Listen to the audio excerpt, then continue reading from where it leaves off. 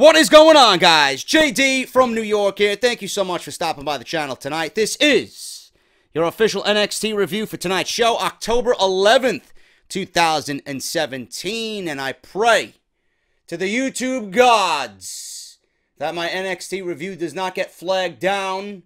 I pray to the NXT gods and the YouTube gods that my NXT review does not have that yellow piss symbol for demonetization next to the video. I don't know what it is, man. Every time I upload an NXT video here on YouTube, every Wednesday night, the last 3 Wednesdays, it automatically got demonetized. I don't know what it is. I don't know if the word NXT or the letters NXT are blacklisted on Google servers. I don't know if it's the tags that I'm using. I don't use anything different outside of the normal tags that I usually use for a WWE event. I don't know if it's the thumbnail. I don't know. I don't know, man. We'll see what happens. Hopefully we stay in business tonight. But I want to thank everybody for showing up as always. I want to thank everybody, first and foremost, for stopping by the Twitch stream. We were about 220 strong for an NXT review on this Wednesday night. Thank you guys so much. Hanging out. We usually listen to music. We do a big Q&A. It's a big hangout before NXT, and then we watch NXT live together. Tonight we seen a great main event with Andrade Cien Almas versus Johnny Wrestling Johnny Gargano. This was a rematch from NXT TakeOver Brooklyn in what was my favorite match on Brooklyn's card, outside of the great women's match that we got with Ember Moon and Asuka.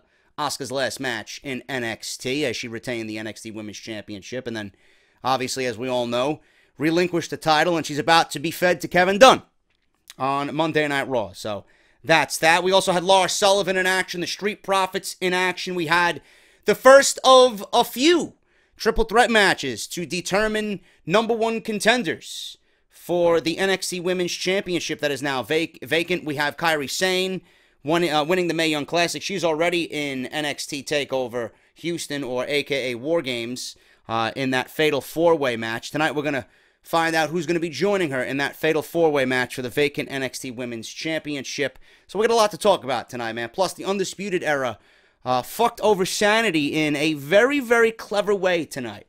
So we'll talk about all that as we get on into the NXT review. If you guys missed Monday Night Raw and SmackDown live on the channel right now. Raw and SmackDown reviews are live on the channel Monday and Tuesday. So make sure you guys go and check them out. Thank you all for the massive support on the Hell in a Cell review. Now nearing 70,000 views, over 2,500 thumbs up. You guys are fucking beast, man. So thank you so much. If you guys want to check that out, if you guys want to go back and rewatch it, make sure you guys go and check that out. Off the Script is live on the channel as always. So if you missed episode 192, it is live on the channel. Make sure you guys go check that out. And if you guys want to become a part of the Patreon family, we got some good stuff coming up, man. I did upload yesterday episode number 4, extra hour plus of audio for you guys who are $3 or more pledging Patreon on Team JD. We got Off the Script Retro covering the 1992 Survivor Series. That is live right now. So if you guys want an extra hour of audio this week, you guys can just get through your work weeks or your school days, or if you just want to listen to me ramble about the 1992 Survivor Series, it is live on Patreon right now. Each Patreon who is pledging automatically gets a downloadable link so you guys can take it on the go. And you guys get access into my Discord server for Off the Script. And you're also going to get Off the Script early each and every single weekend. So on Thursday, when I record it, you guys are going to get Off the Script before it even hits YouTube live on Friday morning. So lots of cool stuff coming up on Patreon, man. Patreon.com/JD206. Thank you to everybody that's pledged this week. You guys are great. You guys are all going to get shout-outs on Off the Script this coming weekend. Make sure to follow me on Twitter at JDFROMNY206 and hit that subscribe button down below. We are dangerously close to 84,000 subscribers. And make sure you turn on that bell so you guys are notified, hopefully, when I upload a video, which is usually daily. NXT tonight, man. Full Sail University. We started the show off with Peyton Royce, everybody's favorite, Peyton Royce. How could she not be Peyton Royce? Liv Morgan and Nikki Cross. Now, if you guys were checking out Liv Morgan's Twitter last night, you might find something on there that will catch your eye. Just giving you guys a word of warning, so you might want to head on over there and see something over there that might tickle your fancy. But down to business. Peyton Royce, Liv Morgan, and Nikki Cross here. This is for the first of 3 Fatal 4-Ways, or Triple Threat matches, rather, that we are going to find out who is going to go on to the Fatal 4-Way at NXT TakeOver War Games to join Kairi Sane. This one was pretty sloppy, to be brutally honest with you. Other than Peyton Royce winning this thing, the other important factor here is that the Undisputed came out towards the end of the match. And I didn't really know why they were coming out until we were live on Twitch watching it, obviously, and then people were pinpointing it out to me, why they were doing what they were doing. So Adam Cole, Kyle O'Reilly, and Bobby Fish, they come out, and they stand at the top of the ramp, but they have, and of all the people they had to choose from, I don't know why they chose her, but it is what it is, man. I don't think she's going to be a member of Undisputed.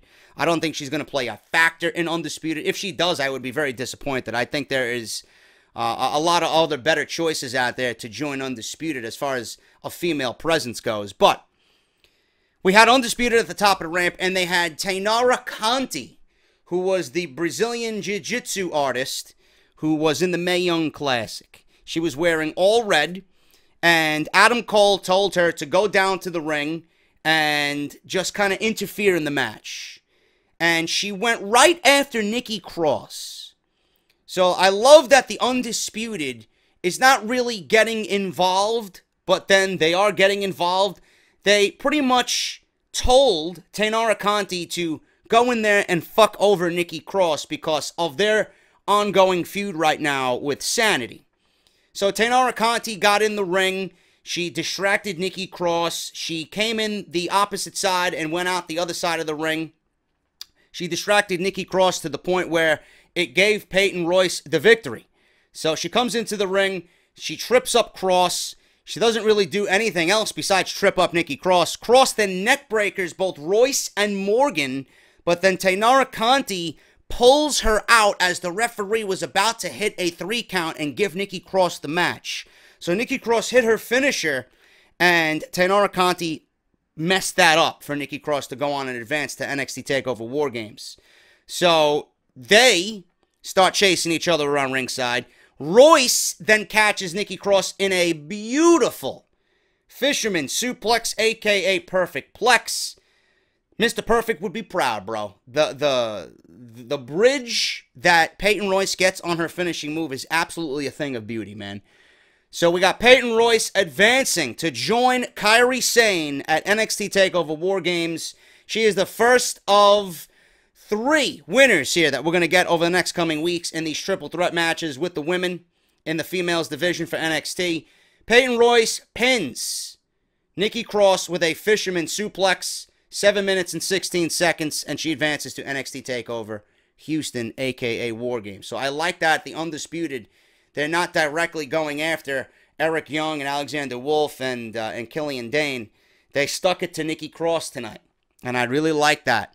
I don't know if Tainara Conti is going to be a part of Undisputed. I don't really see her being a fit, but I would not mind a female presence in the Undisputed. I'm not sure if Tainara Conti is going to be the right one. She really did not impress me in the Mae Young Classic. There was nothing special or standout about her. I know that WWE held a poll on WWE.com about some of the women that they would want to see more of.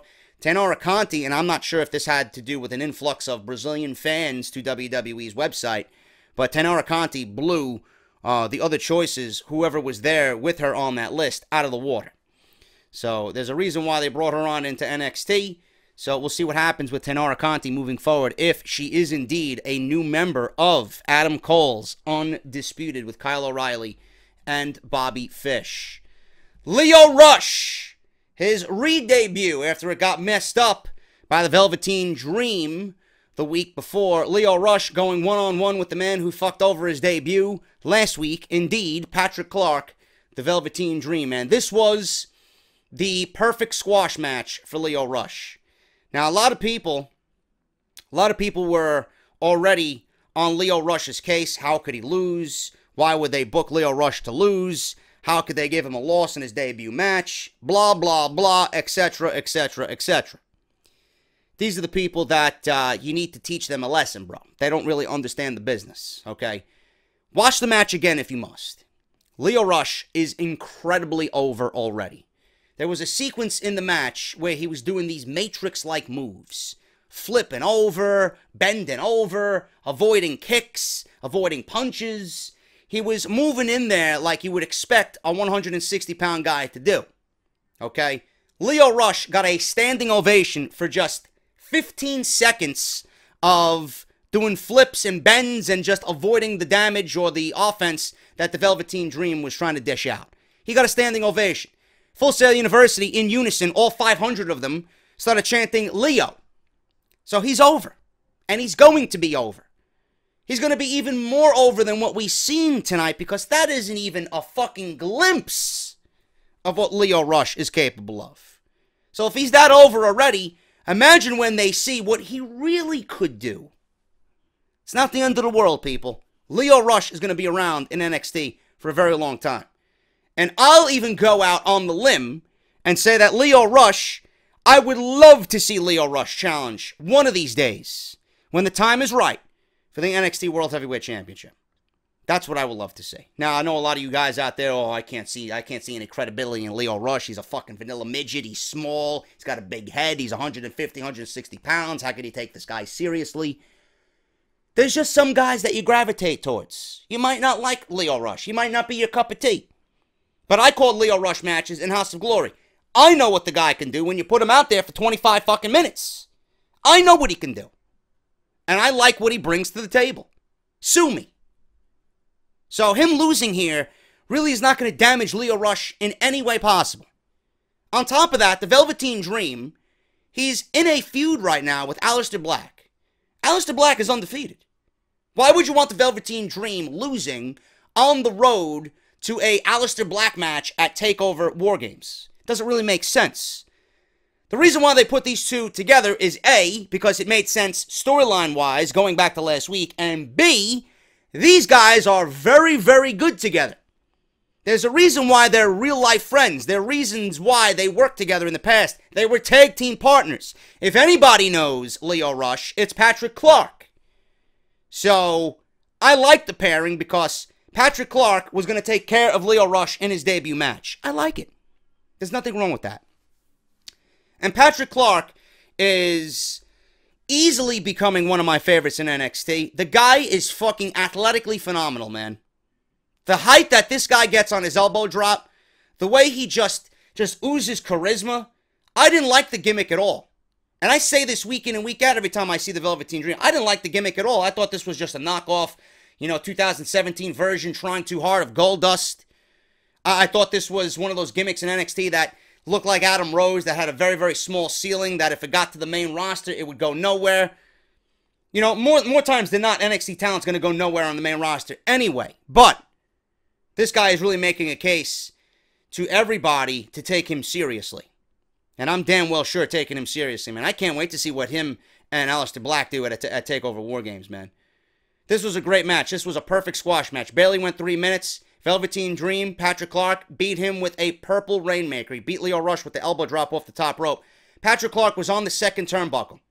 No hands. Jumped up backwards to the top turnbuckle and in one fluid motion dropped the elbow drop right across Lio Rush's face. Absolutely fucking beautiful. 1, 2, 3. Lio Rush was rolled out of the ring. After the match was over, Velveteen Dream sat in the middle of the ring Indian style, mocking Aleister Black the way he sits in the ring when he comes out to wrestle. Very, very good stuff here, man. I enjoyed it. Make sure you guys go back and watch it. Damn good stuff. Lars Sullivan versus Danny Burch. You knew this one was going to be a hard-hitting match, man. Lars Sullivan, another one of my new favorites in NXT. Love the theme. Love the presence. Still green, but I'm going to be monitoring him for the next year, man. This guy is going to be, and mark my words, he's going to be the Braun Strowman of 2018. I am telling you right now. This was a hard-hitting match. Danny Burch was getting in his face, shot for shot, European uppercuts, stiff right hands. Lars Sullivan ends up winning with a bossman slam. That side slam, he needs a new finishing move. I know he's still in progress. I know he's still green, but he's got everything working for him right now. tighten up the in-ring skills. He's got the presence. He's got the theme. You know, he's got the look. He just needs a new finishing move, man. And he needs to hone his craft a little bit more. I want a little bit more devastating finishing move from a monster like Lars Sullivan instead of that cheap boss man slam type move. But he did beat Danny Burch, man. So Lars Sullivan continues to destroy in NXT. He puts Danny Burch away with the boss man slam at 3 minutes. Lars Sullivan, a beast on NXT. Next week, there'll be a exclusive interview with Drew McIntyre about what happened with his match against Roderick Strong and the situation that happened afterwards. So I look forward to that next week on NXT. Also next week, Saturday, 3-on-3 with the Undisputed. Street Profits, they went against Damian Smith and Marcos Espada.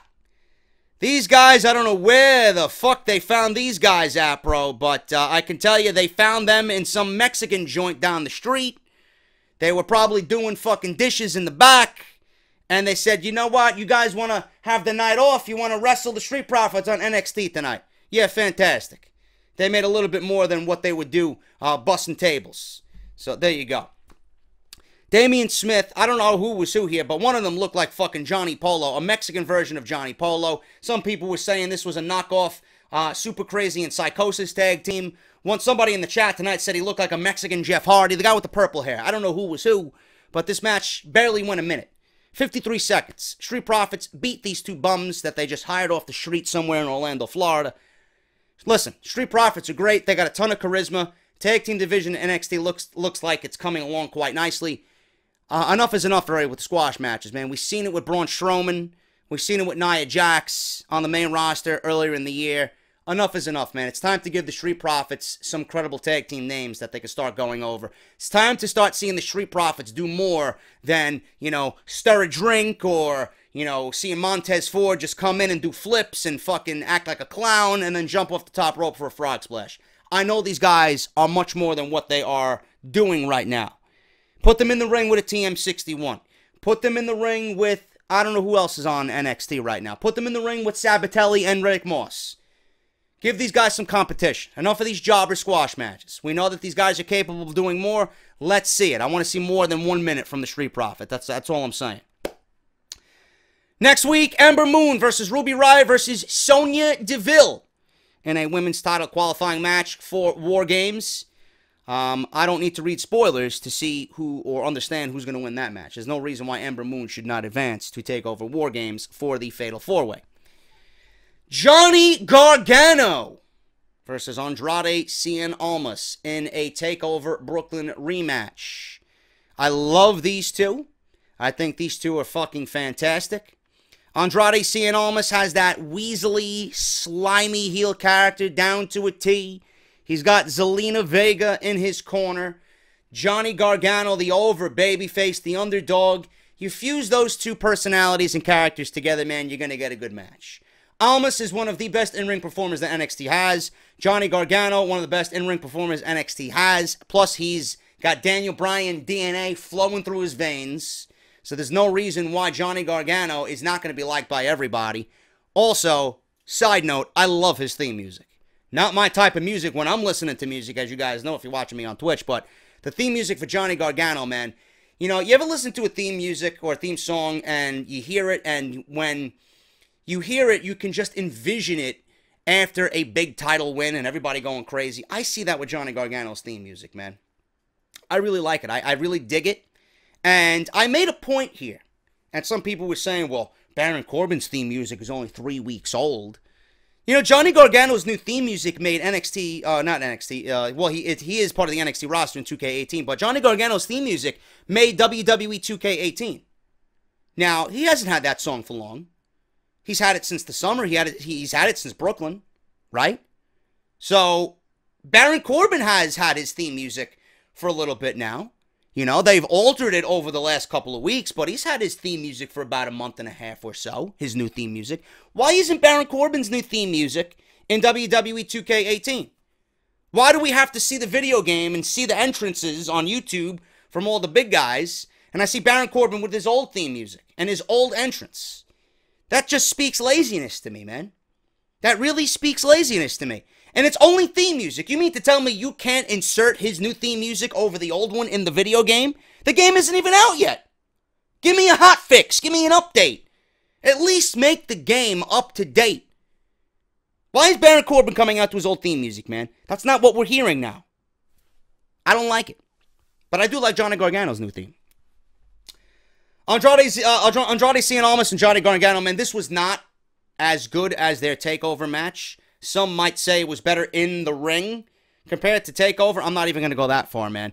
You're not going to compare a match at Full Sail University to TakeOver Brooklyn at the Barclays Center. It was just electric to open that show. That match was fantastic. Plus, when you got 15,000 people, you know, doing what they do at a TakeOver show, there's no way you're going to compare the two matches. So, A, you can't even compare the two. B, it's not going to end up being better than what they did in Brooklyn. Though they did come close. And these two work well together. Andrade Cien Almas gets a victory here. Almas shoves the referee into the ropes for a crotch shot. But Johnny isn't about to take a hammerlock DDT at that point. Instead, he clotheslines Almas off the top. And then he delivers his lawn dart to Almas right on the second turnbuckle. Gargano escape. Then Vega on the outside. Zelina Vega. As Johnny Gargano has the Gargano escape in the middle of the ring with Almas nowhere to go. Zelina Vega is wearing a black leather jacket. She takes the jacket off. And she's wearing a Johnny Gargano blue old school cut off t-shirt with no sleeves. And she's wearing it about up to here. She's got her tummy showing, and Gargano says, nah, you're not going to get me with that, bro. You're not going to get me with that. So he continues to do the hold. He doesn't move. He's trying to make Almas tap out. Zelina Vega takes it upon herself to get on the ropes, on the ring apron. She leans over the ropes, and she's got her ass in the air. Johnny Gargano releases the hold. Now, I understand Johnny Gargano is a married man. I understand that Johnny Gargano is a married man. But, how many of you would choose the distraction of Zelina Vega over a submission victory over Andrade Cien Almas? Now, I can understand why Johnny Gargano was distracted. I'm no dummy. But, I mean, give me a break, dude. You know, you want retribution for for a loss against Almas at TakeOver, but you're going to allow Zelina Vega again to get underneath your skin and get in your head for the same reason? Come on, man. You know, but I like the way that they went about it. The first time, they threw the shirt in the ring, and he picked it up, and he was looking at it. This time, she was wearing the shirt, and she had it cut off, you know, exposing herself. Just enough to distract Johnny Gargano there. So we got him trying to go for the Gargano escape again. But all the flips and the spins landed Gargano on the bottom turnbuckle. Almas seen an opening. He did those patented running double knees to the back of Gargano's head twice. And then he delivered the hammerlock DDT. And I loved Moro's call here. Johnny Gargano! And he stressed no. At the end of the 3 count, Johnny Gargano loses in a great main event this week on NXT in 17 minutes to Andrade Cien Almas with the hammerlock DDT. And he is now 0 for 2 against Andrade Cien Almas. It looks like Almas is going to be thrusted into the main event scene of NXT. He's going to be vying and challenging for the NXT Championship. And if he keeps it up, man, I would not mind seeing Almas as the NXT Champion. The guy is fucking great. So I'm really liking what Zelina Vega has added to his character. You didn't need to change much. You know, we seen Andrade Cien Almas go through the phases. He came out looking like a fucking stripper. Looked like he was dressed for a bachelorette party, about to jump out of a cake. Then all of a sudden, he's got this cocky attitude, but still nobody cares about him. Now, people are starting to pay attention to Almas because of Zelina Vega. Zelina Vega added that one little thing that was missing to his character. And now Almas is getting over. People are starting to notice how good he is. And he's about to challenge Drew McIntyre for the NXT World Heavyweight Championship. So I'm liking what they're doing. I don't know where Johnny Gargano goes. Again, this is a thing where people don't really understand. Johnny Gargano buried. Are people saying Johnny Gargano's buried? No, he's not. Johnny Gargano is so good at what he does. He can lose, and he's not going to lose any momentum. Because we're still going to feel the same about Johnny Gargano week in and week out. We want to see him win. We want to see him overcome. He's an underdog. We all love Johnny Gargano. So a loss here is not really going to do anything. But I was talking to the chat on Twitch. There needs to be a mid-card title. Gargano would be absolutely perfect. And I've been saying this for months now. He would be absolutely perfect for a mid-card title. Whether NXT wants to give us their own version of an Intercontinental Championship, maybe name it after Dusty Rhodes. You know, they're already doing Starrcade for Monday Night Raw, or SmackDown Live, rather. They're doing Starrcade on November 25th for SmackDown Live. They're doing War Games for NXT. Why not make the American Dream title the mid-card title in NXT? I think that would be fantastic. We were coming up with names in the chat. The American Dream title has a nice ring to it, bro, for an NXT mid-card title. Or I was saying if they don't want to do that, and they don't want to just, you know, mark NXT full of Dusty-isms, I wouldn't mind an NXT Intercontinental Championship. You know? It is what it is, man. But a mid-card title needs to be on NXT to give these other guys something to fight for. Because not everybody, with that stacked roster right now, with the way things are rolling in NXT, not everybody's going to be fighting for the world title. So a mid-card title, hopefully in 2018, is coming. And if I was to make another change for NXT, I would make it live every single week. Those are my two wishes on my wish list for NXT. But that is your NXT review, man. Thank you guys so much for stopping by the channel tonight. If you enjoyed the video, hit that thumbs up. And I will see you tomorrow. I should have an extra video out for Off the Script Extra, talking about Neville, because we got a lot of stories to cover this weekend. So make sure you guys tune into that. And tomorrow I will be streaming The Walking Dead for sure, because I got to get one done this week. So early afternoon I'll be doing Walking Dead, so make sure you guys tune into that. And I will see you all tomorrow afternoon, as always, right here on the channel, man. Hit that thumbs up. Follow me on Twitter at JDFROMNY206. Pledge to the Patreon page if you guys want to support. Patreon.com/JDFROMNY206. And make sure you guys hit that thumbs up, like I said, and turn on that bell for notifications, man. I'll see you guys on Thursday. Have a great Wednesday night. Thank you so much, and I'll talk to you guys tomorrow for The Walking Dead. Talk to you later.